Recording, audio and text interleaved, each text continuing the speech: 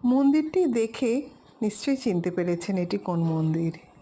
ঠিক ধরেছেন, এটি হলো ভারতের উড়িষ্যা রাজ্যের পুরী জেলায় চন্দ্রভাগা নদীর তীরে অবস্থিত কোণার্ক শহরে এটি সূর্য মন্দির। ভারতে দুটি মাত্র সূর্য মন্দির আছে, এক হচ্ছে এটি আর অন্যটি হচ্ছে গুজরাটের মোধেরায়। 1255 খ্রিস্টাব্দে গঙ্গ রাজবংশের প্রথম নরসিংহদেব এটি নির্মাণ করেন।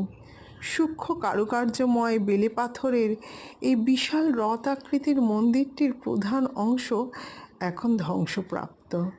কথিত আছে সূর্যদেবকে উৎসর্গ করে এই মন্দির নির্মিত।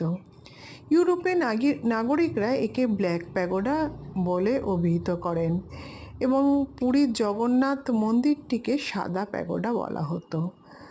কেন এটা ব্ল্যাক প্যাগোডা বলা হতো? কারণ এখানে বিশাল আকৃতির একটি চৌম্বক ছিল, যেটার মুখ এখন ঢাকা দেয়া হয়ে গেছে, বাড়ি দিয়ে ব্রিটিশ আমলে আটকে দিয়েছে, কারণ সমস্ত জাহাজ এসে এখানে ভিড়ত। তাই জন্য এখানে মূল মন্দিরটি বন্ধ থাকে। এছাড়া এখন এই মন্দিরে সূর্য দেবতার কোনো বিশাল বিগ্রহ আজার নেই। কালের করাল গ্রাসে তা ধ্বংসপ্রাপ্ত। 1508 খ্রিস্টাব্দে বাংলা সুলতান সুলাইমান খান করনানীর সেনাপতি কালা পাহাড়ের আক্রমণে কোণার্ক মন্দিরটি প্রথম ধ্বংসপ্রাপ্ত হয়। পরবর্তী ক্ষেত্রে নরসিংহদেব সূর্য ও চন্দ্র দেবতার বিগ্রহ পুরীর জগন্নাথ মন্দিরে নিয়ে চলে যান। সেই থেকে এই মন্দিরে সূর্যদেবের পূজা হয় না, কোনো আরতিও হয় না, ঘণ্টাও বাজে না, কিছু না। কি আশ্চর্যের, তাই না? এত বড় মন্দির অথচ কোনো পুজো হয় না। মন্দিরটিতে 7টি ঘোড়া আছে, তারা সপ্তাহে 7টি দিন ইন্ডিকেট করে।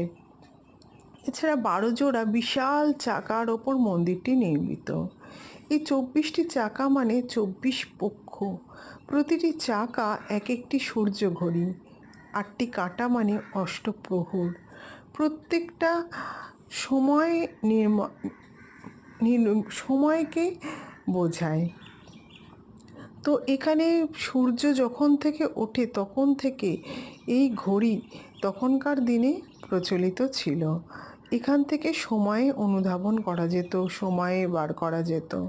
তো এই সুন্দর মন্দিরটি যদি কেউ না দেখে থাকেন, দেখে আসবেন। কি অপূর্ব ভাস্কর্য, শিল্পরীতি তখনকার দিনে এইভাবে তৈরি হয়েছে, এখনও দেখে আশ্চর্য লাগে।